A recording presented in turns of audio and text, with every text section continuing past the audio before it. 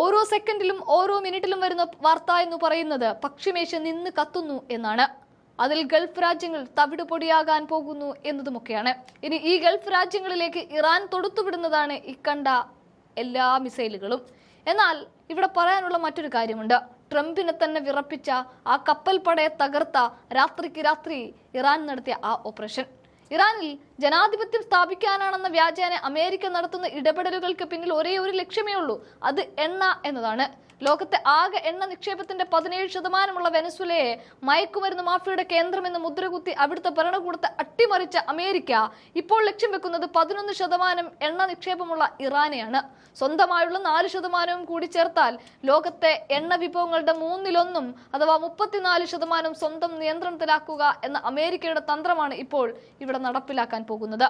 Saudi അറേബ്യയുമായുള്ള രാജ്യങ്ങളുടെ തങ്ങളുടെ താല്പര്യങ്ങൾക്ക് അനുസരിച്ച് നിയന്ത്രിക്കുന്ന അമേരിക്കയ്ക്ക് മുന്നിൽ ഇന്ന് ഏക തടസ്സം ഇറാന്റെ ശക്തമായ നിലപാടുകളാണ്. അതുകൊണ്ടാണ് അവർ ഇറാനിൽ ആഭ്യന്തര കലഹം രൂക്ഷമായ അവസരം മുതലെടുത്ത് അമേരിക്ക നടത്തിയ ആക്രമണവും ഖൊമേനിയുടെ വധവും ഇറാനെ തളർത്തുമെന്നായിരുന്നു അവർ കണക്കുകൂട്ടിയത്. സാക്ഷാൽ ട്രംപ് കണക്ക് കൂട്ടിയത്.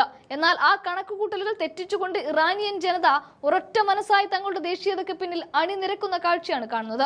തങ്ങളുടെ പരമോന്നത നേതാവിന്റെ വധത്തിന് പകരം വീട്ടുമെന്ന് പ്രഖ്യാപിക്കുകയാണ് ഇറാനിയൻ സൈന്യം. അമേരിക്കയുടെ അജയ്യമെന്ന് കരുതിയ യുദ്ധ കപ്പൽ പടയ്ക്ക് നേരെ അവർ ആഞ്ഞടിച്ചതാണ് കണ്ടത്. വരുന്ന വാർത്തകളുടെയും റിപ്പോർട്ടുകളുടെയും പ്രകാരം അമേരിക്കയുടെ ഏറ്റവും വലിയ കരുത്തായ USS എബ്രഹാം ലിങ്കൺ എന്ന വിമാനവാഹിനി കപ്പലിന് നേരെ ഇറാൻ നടത്തിയ മിസൈൽ ആക്രമണം ലോകത്തെ ഞെട്ടിച്ചിരിക്കുകയാണ്. 4 ബാലിസ്റ്റിക് മിസൈലുകൾ ഉപയോഗിച്ച് നടത്തിയ ഈ ആക്രമണത്തിലൂടെ തങ്ങളുടെ സമുദ്ര പരിധിയിൽ അമേരിക്കൻ കടന്നുകയറ്റം അനുവദിക്കില്ലെന്ന ശക്തമായ മുന്നറിയിപ്പാണ് ഇറാൻ നൽകിയത്. ഒരിക്കലും തങ്ങളുടെ അത്യാധുനിക കപ്പലുകൾക്ക് നേരെ ഇറാനിൽ നിന്ന് ഇത്തരമൊരു നീക്കം ഉണ്ടാകില്ലെന്ന് കരുതിയ അമേരിക്കയും ഇസ്രായേലിനെയും ഞെട്ടിച്ചുകൊണ്ടാണ് ഈ തിരിച്ചടി. അക്ഷരാർത്ഥത്തിൽ അവരെ പ്രതിരോധത്തിലാക്കിയിരിക്കുകയാണ്.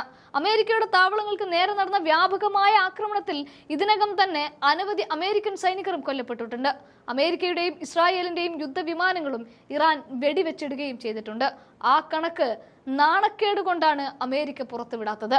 പാശ്ചാത്യ മാധ്യമങ്ങൾ എല്ലാ അമേരിക്കയ്ക്കും ഇസ്രായേലിനും കൂടെ പിടിക്കുന്നതിനാൽ ഇറാന്റെ നഷ്ടം മാത്രം ഉയർത്തിക്കാട്ടാനാണ് ഇവർ ഓരോരുത്തരും ശ്രമിക്കുന്നത്. അതും എന്തായാലും പറയാതിരിക്കാനും കഴിയില്ല.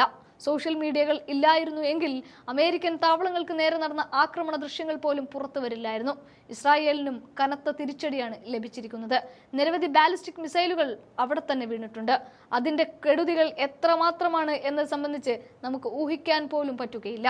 ഇപ്പോൾ പുറത്തു വന്നതിനും അപ്പുറത്തുള്ള പലതും താമസിയാതെ പുറത്തു വരുമെന്ന് വ്യക്തമാണ്.